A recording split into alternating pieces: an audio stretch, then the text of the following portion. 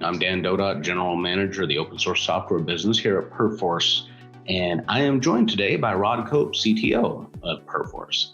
In this video, we're going to talk about the recent executive order issued by Mr. President Biden on cybersecurity, and we're going to address some common questions that we're hearing surrounding this announcement. So let's kick this off, Rod. The first question that we're talking about and that we're hearing is exactly why did President Biden issue this executive order on cybersecurity, in your words? It's a good question. I think I'd almost say, why haven't we done this before? Security is such a big issue now, and it just keeps getting bigger all the time.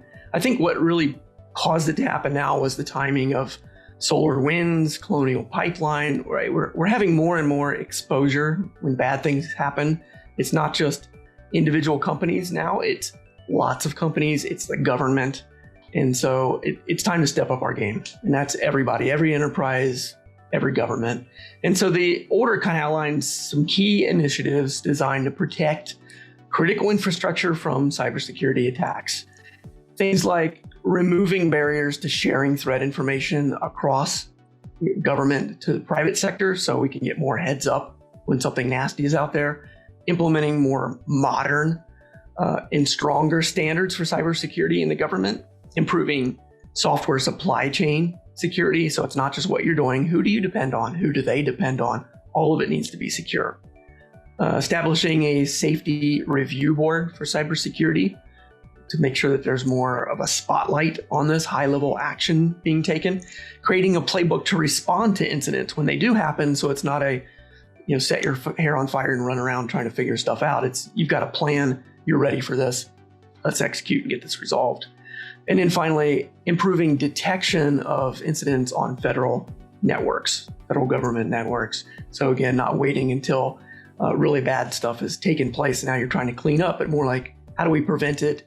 How do we, as quickly as possible, find out an attack is happening and stop it? So I think those are the reasons why we're doing it now. Lots of big name attacks, so time to get on top of it.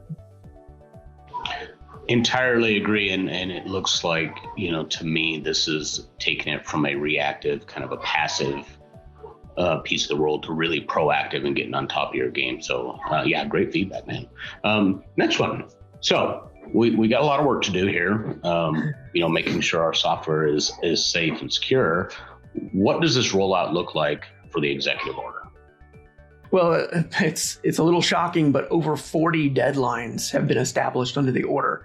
Now, a lot of these are a ways out, but some of them are in a month, 2 months, 6 months, and then some are a year. So some of the key ones, within a month, we're going to see some early guidelines. How do you evaluate software security coming from the federal government? And a little while after that, how do you determine what critical software means? How do you audit it? And then in about 2 months, you'll see some more definitions around software bill of materials. This is a really important one. What critical components are they secure? What versions, etc.? This is going to become a standard practice for not just the government, but I think kind of all software companies going forward, so that you can really be sure that everything, all those ingredients are safe, secure. And then in about a year, you'll see more guidelines around federal acquisitions. So when the federal government works with private sector and starts to bring in software, they're going to start asking for things like bill of materials, like maybe even assertions about security. Have you done the right things? Have you complied with the terms of these orders and basically made your software safe?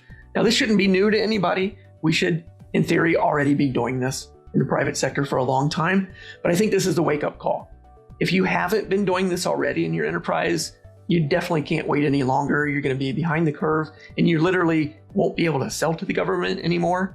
And how long will it be before you can't sell to anybody unless you do the right stuff? So good that we're finally seeing this happen.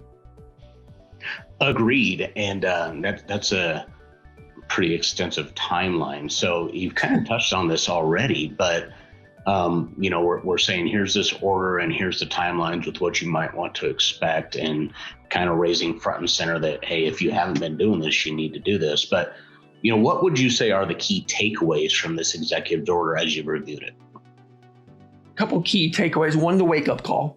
If you're not doing this already, time to start. If you think the timeline is too aggressive, it could be challenging for some organizations. You can request an extension, and so you can get a little extra time, but I think you're going to need to show progress. You're taking this seriously. You're actually working towards compliance. And if you need help getting there, companies like Perforce can help. And I think one of the main reasons and one of the main ways we can help is around open source. So if you think about the software bill of materials, your supply chain, if you will, for software, we're seeing that huge portions of applications these days are made up of open source components, big pieces of infrastructure, databases, web servers, application servers, messaging systems, libraries, right down to widgets on a web page. Half, maybe more than half of new modern applications are comprised of open source. So in order to comply with this executive order, you got to know what you're doing with open source. What open source are you using? Is it up to date? Are you using secure versions? Have you applied patches? And where do you get those versions? Do you have a trusted vendor who will point you in the right direction if there's a new major attack, major hack that affects a piece of open source? Should you upgrade? Should you downgrade? Should you apply a patch? Should you move to another tool altogether? Who can you turn to that you can trust in that space? And I think as more and more of our applications are built on open source, it becomes more and more important to have a trusted advisor, a third party that specializes in open source, that has the expertise you need to help you comply with the terms of this order better, and just in general, have better security and do the right things for your customers. Excellent. I love that. Do the right thing. That is so key in the world today. So, I'd be remiss by not reminding everybody we're coming to you live from Perforce. And so my last one for you here, Rod, is we've talked about the impact. We've talked about what needs to happen. How can Perforce help the companies that are being impacted by these executive orders? So in a couple of different main ways. So I talked about open source, being that trusted advisor. We do this for largest companies in the world, helping you choose what packages are safe and secure, what should you use, how do you deploy them, how do you roll them out safely. And because we are a DevOps company, this is where we specialize. This is our kind of a heritage, our expertise.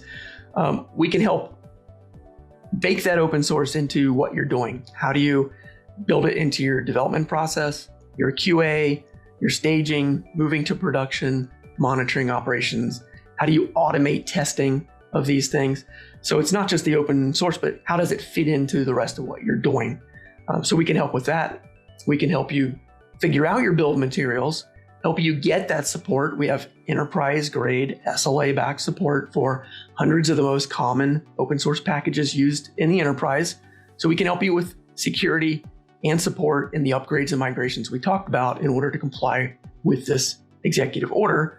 So you put that together, the DevOps plus baking it into your process, plus the specific open source expertise, we can help make complying with executive order not just a checkbox that you have to do because it's just another thing on your list, but because it helps you do better for your customers, more secure, you're going to sell more, you're going to be more successful, minimize your stress while you're doing it.